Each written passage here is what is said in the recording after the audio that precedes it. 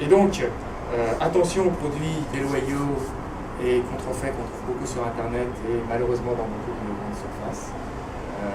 Vous savez qu'il existe 35 marques de disjoncteurs dangereux que je ne connais même pas, alors qu'on a les 3 meilleurs, plus grands fabricants mondiaux français en France. Parce que maintenant, le grand Schneider à guerre, attention, il y a des produits contrefaits, et puis il y a des produits déloyaux, 35 marques que je ne connais pas, qui ont été créés pour ça.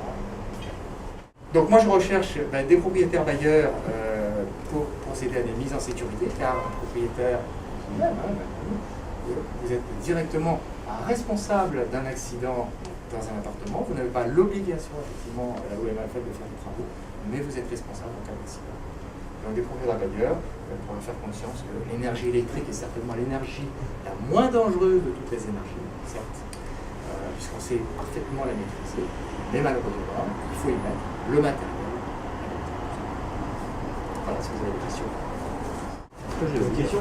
Les normes, les exigences, je parle pour les appartements ou maisons d'habitation, pas les locaux professionnels, mais les normes tous les 2, 3, 5 ans, je ne sais pas précisément, changent. C'est-à-dire que tu fais l'année N, tu fais tout refaire aux normes, donc vis-à-vis de ton assurance, tu es OK. 3 ans après, la loi évolue, enfin les normes évoluent un tout petit peu. Qu'est-ce qui se passe puisque tu disais toi-même, la loi est mal faite, tu n'es pas obligé de faire les travaux. C'est très simple. La norme évolue compte tenu des accidents. Quand je disais que jusqu'à juin 2003, on mettait des différentiels de type AC, aujourd'hui on met des différentiels de type A, parce qu'on s'est aperçu qu'il y avait un danger sur certaines machines qui généraient des composants continus.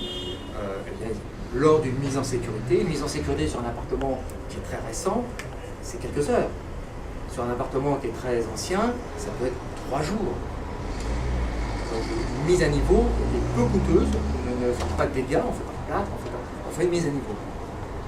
Donc c'est très très simple de faire évoluer une installation.